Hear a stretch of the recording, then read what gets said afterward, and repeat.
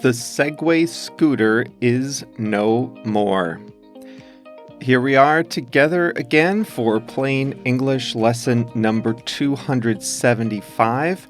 I'm Jeff. JR is the producer, and the full lesson can be found at plainenglish.com/275. Coming up today, the Segway scooter is being retired. It was supposed to revolutionize the way we move about the world, but it did not live up to the hype. In the second half of today's lesson, we talk about what it means to be a flop, and I veer way off topic to talk about something called New Coke, so just wait for that.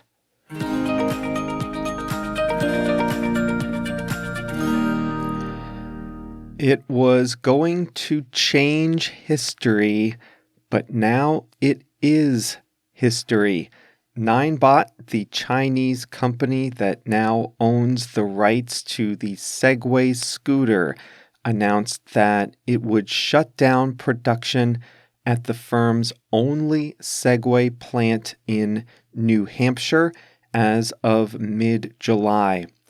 A small crew will stay on to handle repairs and warranties, but by the time you hear this, the very last new Segway scooter will have already been produced. The Segway scooter burst onto the scene in 2001 when inventor Dean Kamen promised the world he would revolutionize personal transportation. We were ready to launch into the future. In the momentous year 2000, anything seemed possible. Why do we need to drive around, each one of us, in a hulking machine, a dangerous machine made of 4,000 pounds of metal, otherwise known as a car? Kamen's invention was going to do to the car what the car did to the horse and buggy. Speculation swirled for the better part of a year. Was it going to be a hovercraft? Was it going to be a flying car? Was it going to defy gravity? After months of hype, Kamen revealed his invention on Good Morning America, a morning television talk show. It was the Segway, a play on words that I'll explain in a minute. This invention was a self-stabilizing personal transporter that looked like a tall scooter. A user controlled its movement by simply leaning forward or leaning back. Maximum speed, 12 miles per hour. It cost the same as a small motorcycle, about $5,000. At its launch, Kamen projected that he would sell 100,000 Segway PT scooters per year. In the end, Segway did sell 140,000 scooters in total over 19 years. The Segway did not revolutionize personal transportation. Its launch was its peak of popularity. It was all downhill from there. The Segway was not a total flop. If you live in a big city with lots of visitors, you have no doubt seen Segway tours for tourists. Police also use them. Police want to stand higher than a crowd, and they want to be able to cover a lot of ground. So the automatic propulsion was an advantage. Yet, apart from law enforcement and tourism, the Segway never really found a market. It was more expensive than a motorcycle, slower than a simple bicycle invented in 1817, and bulkier than a simple two-wheeled scooter. Even in its two markets, tourism and law enforcement, it was always a bit of a joke. Were you ever really afraid of a police officer on a Segway scooter? If you were at first, you probably weren't after seeing the movie Mall Cop, which features a buffoonish, overweight security guard who patrols his shopping mall on a Segway. And who among us has not laughed inside, if not out loud, when seeing tourists in multicolored helmets in a long line moving at 5 miles per hour, taking up an entire sidewalk and blocking everyone's way? The Segway never made the jump from novelty to useful. A lot of products start their lives as expensive and somewhat silly-looking toys, but quickly evolve to become essential. Think about the original laptop computers or the original cell phones. The Segway never evolved. The last Segway coming off the line will not be any smaller, cheaper, or better than the first one almost 20 years ago. If anything, the last one will be more expensive, defying the trend in electronics and indeed cars over the same time period. Segway also suffered a stroke of dramatic misfortune. Daniel Kahneman sold the company in 2010 to a British entrepreneur named Jimmy Heselden. After taking control of Segway, the company, Heselden fell off a cliff and died while riding a Segway, his company's own product. Ninebot, the company that now owns the Segway brand, is a popular global scooter maker. It supplied scooters to Lime and Bird, which you can learn about in Plain English lesson number 47. As a result of its Segway division, it owns over 1,000 patents on stabilization and propulsion that will be useful for a variety of other uses, including hoverboards, skateboards, and scooters.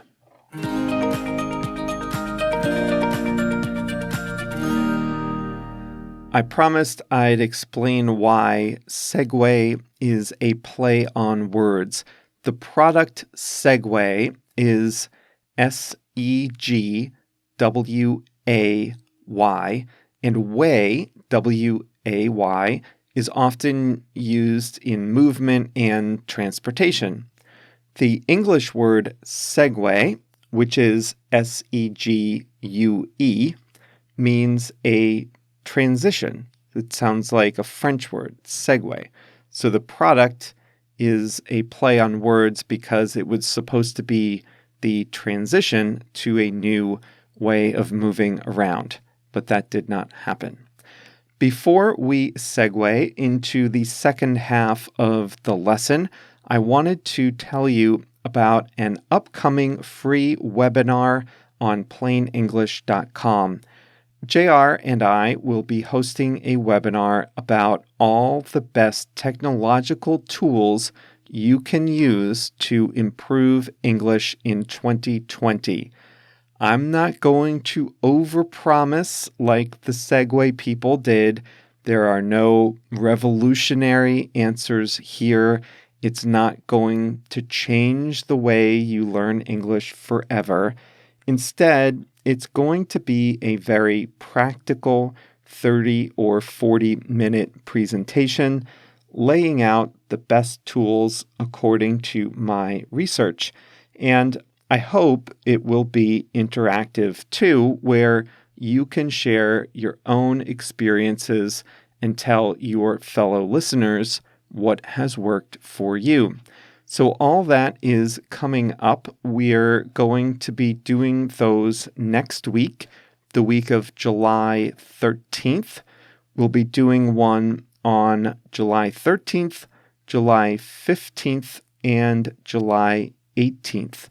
And if you're listening after those dates, don't worry, a replay will be available.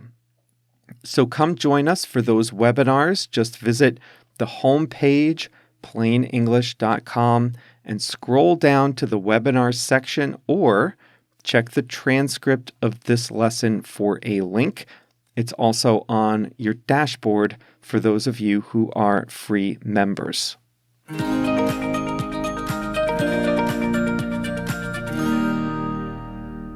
A flop is something that was supposed to be great, but was actually terrible. Now, before you protest that I'm being unfair to the Segway, here's what I said. I said, the Segway is not a total flop. To be sure, not a total flop isn't exactly a compliment. It just means the Segway was not a total failure, even though it didn't live up to its founder's lofty vision. The inventor was rich before he even started Segway, and he probably made a lot of money when he sold the company to the ill-fated British entrepreneur. It's just that Segway didn't even come close to living up to the hype at its release. Most people would describe the Segway as a flop, but I'm being nice by saying it was not a total flop. Can you think of any other revolutionary products that were a flop?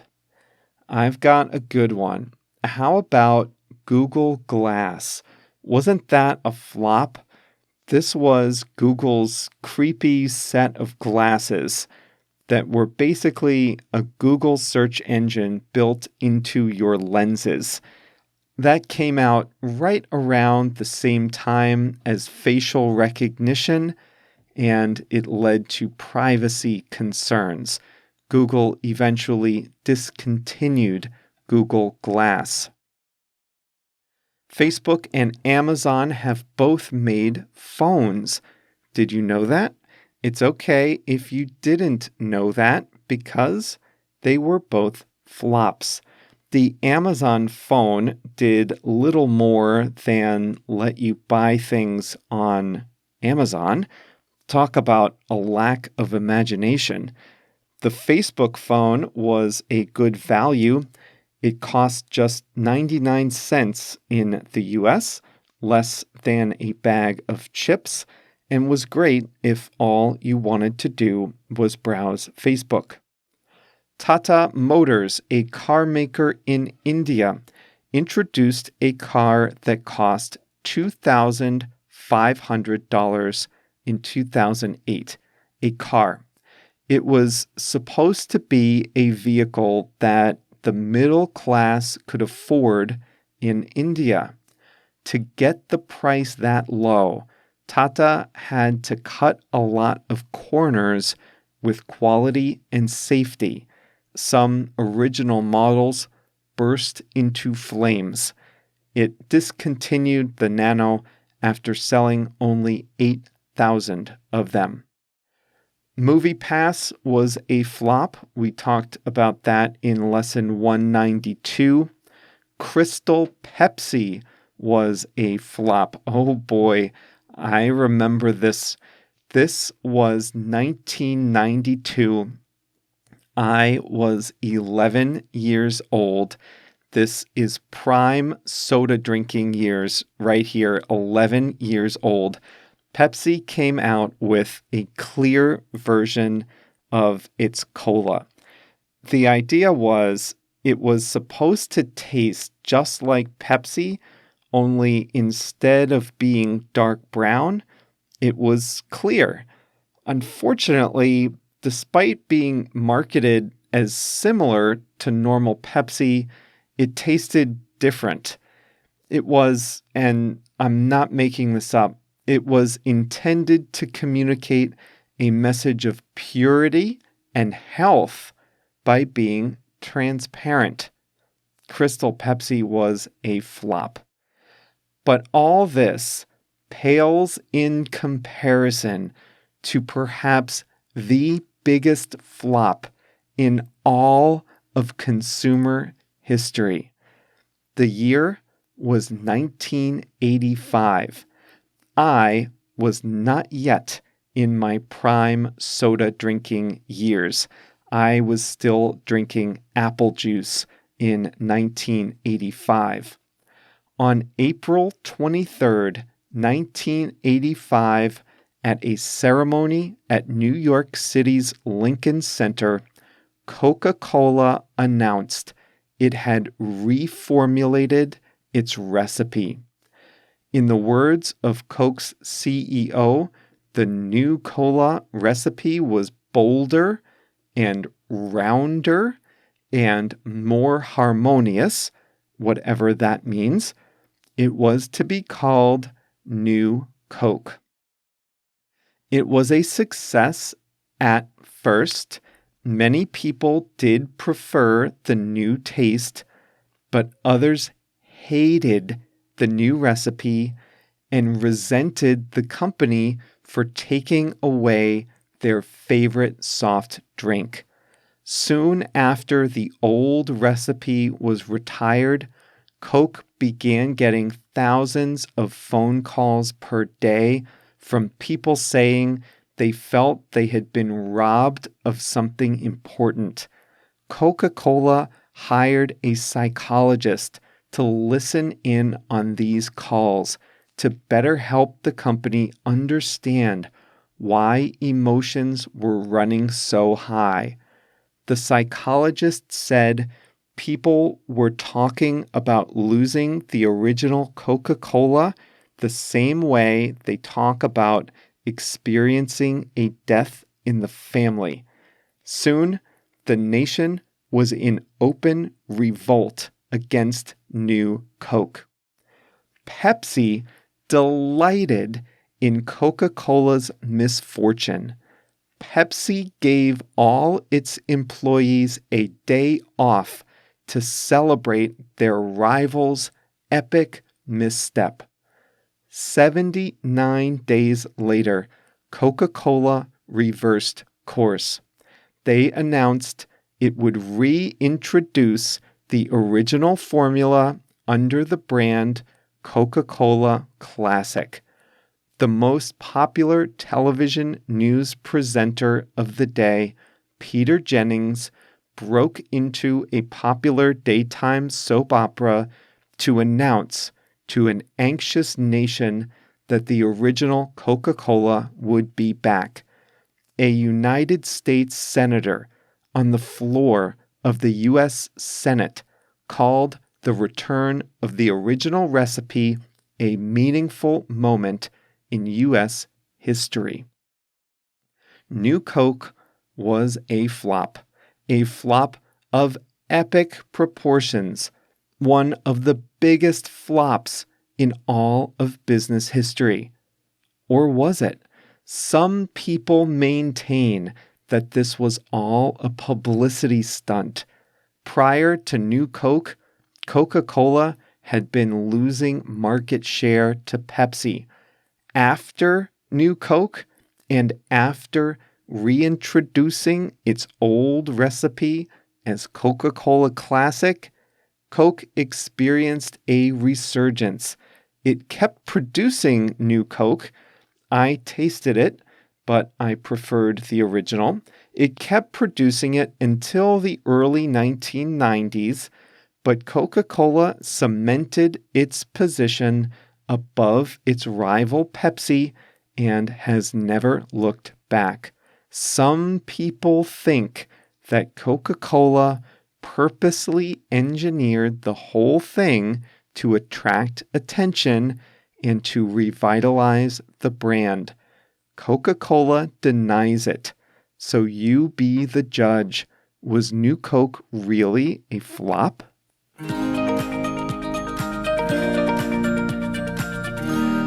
I nominated today's song.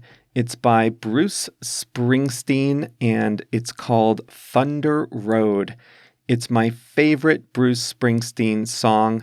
I always like songs that find a way to mix in instruments that are not traditionally part of a pop song. My favorite part is after all the lyrics are over, the combination of the saxophone and the keyboards.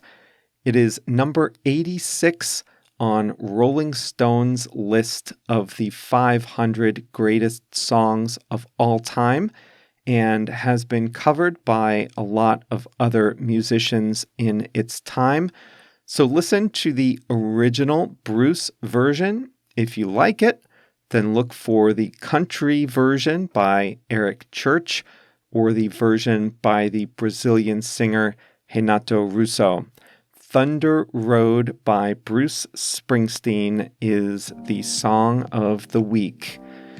We made it to the end of another lesson. Thanks for coming along with us. I hope you enjoyed this one. If only we had a time machine and we could go back to the days where the biggest national scandal was New Coke. Wouldn't that be nice?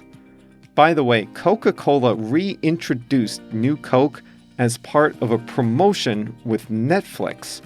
The last season of Stranger Things takes place in 1985, so a limited run of New Coke was sold online, and the website crashed from all the demand. All right, enough about New Coke. We'll be back on Monday, but remember about the webinar, The Best Technology Tools for Learning English in 2020, coming up next week. You can register at plainenglish.com on the homepage or on the dashboard if you are a free member.